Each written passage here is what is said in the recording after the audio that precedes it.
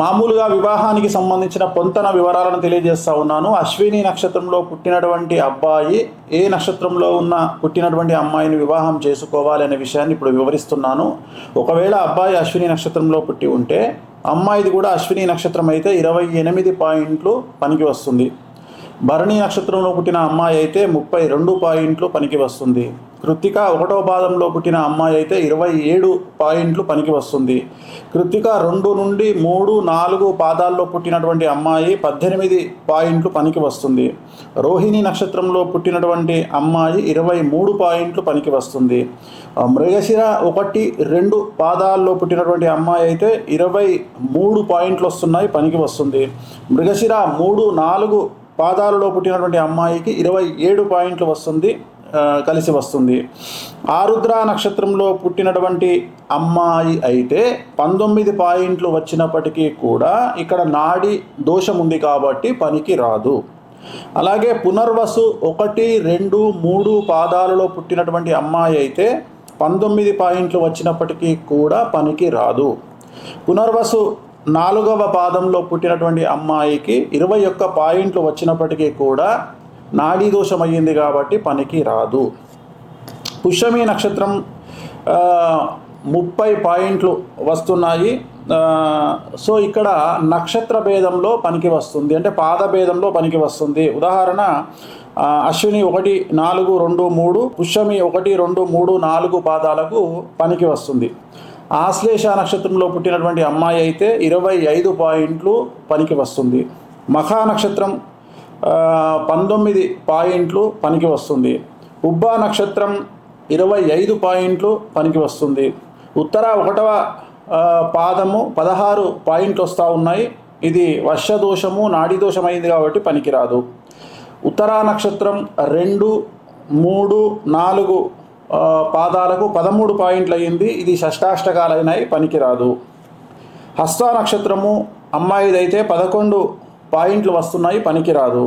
చిత్తా నక్షత్రం 1, 2 పాయింట్లు 13 వచ్చినప్పటికీ కూడా పనికిరాదు. గణదోషము అలాగే షష్టాష్టక దోషం ఏర్పడింది. చిత్త 3, 4 పాదాలు 22 పాయింట్లు వస్తున్నాయి, ఇది మధ్యస్థంగా పనికి వస్తుంది. స్వాతి నక్షత్రము 28 పాయింట్లు వస్తున్నాయి, ఇది పనికిరాదు. తప్పనిసరి పరిస్థితులలో ఓకే చేసుకోవచ్చు.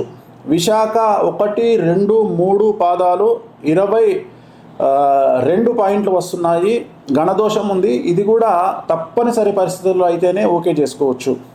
విశాఖ 4వ పాదము 16 పాయింట్లు అయింది, సో షష్టాష్టకాలైనాయి, పనికిరాదు.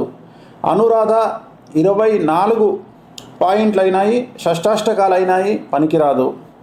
జ్యేష్ఠ నక్షత్రము 12 పాయింట్లు అయినాయి, షష్టాష్టకాలైనాయి, పనికిరాదు. మూలా నక్షత్రము 12 పాయింట్లు అయినాయి, గణదోషం ఉంది, పనికిరాదు. పూర్వాషాఢ సగము పాదమే, ఇక్కడ పూర్వాషాఢ సగం పాదం అయితే అమ్మాయిది 26 పాయింట్లు అయినాయి, పనికి వస్తుంది. సో పూర్వాషాఢ సగం పాదం నుండి 1, 2, 3, 4 పాదాలు 27 పాయింట్లు అయినాయి, పనికి వస్తుంది. ఉత్తరాషాఢ 1వ పాదము పనికి వస్తుంది. ఉత్తరాషాఢ 2, 3, 4 పాదాలు 28 పాయింట్లు కలిసి వస్తుంది. శ్రవణ నక్షత్రము 1 నుండి 1.5 28 పాయింట్లు అయింది, పనికి వస్తుంది. శ్రవణ నక్షత్రము 1.5 నుండి 4 పాదాలు 27 పాయింట్లు కలిసి వస్తుంది.